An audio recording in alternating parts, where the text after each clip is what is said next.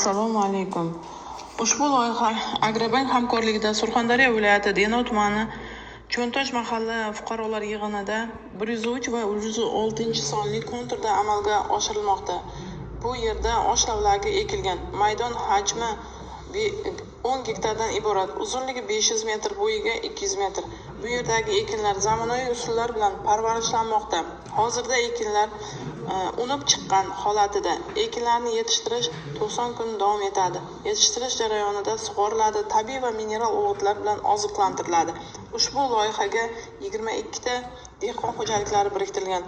Har bir dehqon uchun o'rtacha 45 sotixdan yer maydonlari to'g'ri keladi.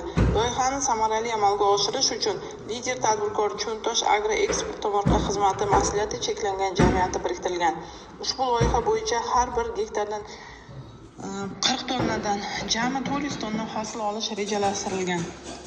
Mazkur ekin yig'ishtirib olingandan so'ng ikkinchi ekinga ham yuqori daromadli ekin turlaridan biri bo'lgan brokoli ekish rejalashtirilgan va yer egalarining daromadlari yanada oshirib boriladi.